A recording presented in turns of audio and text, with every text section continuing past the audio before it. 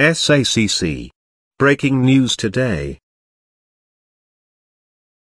John Kelly appointed DHS official urges, extend work permits for 300,000 migrants. The federal government should provide extended protective status to 300,000 non-citizens living in the United States, says a top John Kelly appointee at President Donald Trump's Department of Homeland Security. The proposed temporary amnesty comes from James Jim D.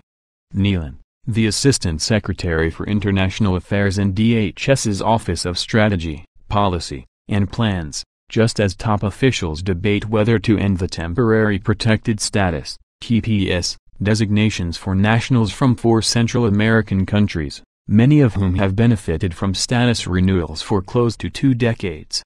They work legally in great numbers, are living the American dream, and have many thousands of American citizen children. It makes no sense to send citizens of Honduras, Nicaragua, and El Salvador back to their country of origin. Nealon, a former U.S. ambassador to Honduras appointed in 2014 by then-President Barack Obama, argues in an October 31, 2017, memorandum obtained by Breitbart News. In the memo, Nealon urges acting DHS Secretary Elaine Duke to extend these 3 countries' TPS designations for 18 months, speaking on behalf of foreigners in an administration that is supposedly aiming to buy American, hire American. While TPS was always meant to be temporary, Nealon says, these non-citizens have jobs in America and have a very high workforce participation rate, much higher than the national average.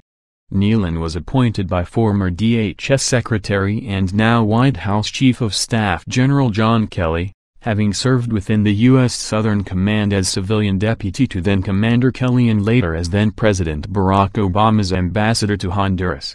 James D. Nealon, left, and White House Chief of Staff General John Kelly, photo credit, Orlando Sierra/Staff/Associated Press. Nicholas Cam/AFP/Getty Images. During his stint as DHS Secretary, Kelly granted a short-term TPS extension to Haiti despite the original reason for its designation, a 2010 earthquake, having long passed.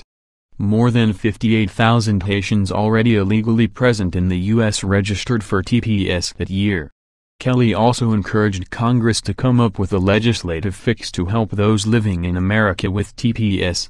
Founded in 1990, the little-known TPS program was designed to grant temporary amnesty to foreigners whose home countries faced an unexpected event.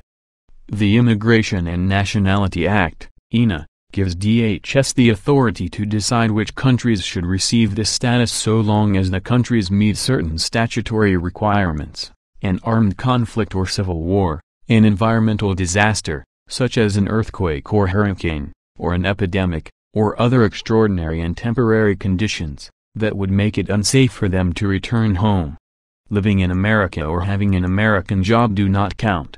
James D. Nealon, photo credit, Orlando Sierra/AFP/Getty Images. The acting secretary must make her decisions based on what's in the statute, and while the statute does say the secretary has limited discretion to redesignate/extend relief based on what the country in question's post-crisis conditions are like, Nealon does not cite the law or mention whether or not it is actually safe to return.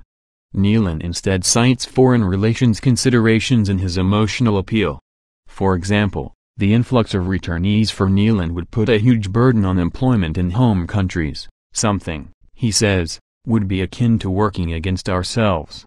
The United States is currently investing approximately $700 million annually in Central America, aimed at mitigating the push factors of migration, he writes in the memo. The point of this assistance is to reduce the very high levels of violence, improve governance and weak institutions like the police and courts, and create economic opportunities such that Central Americans see their futures at home and not in the United States.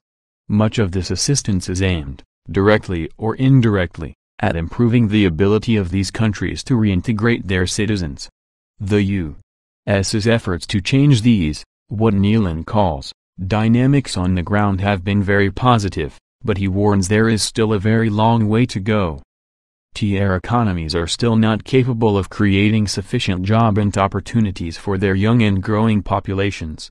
We are still years away from a Central America in which people see their futures at home and not in the United States.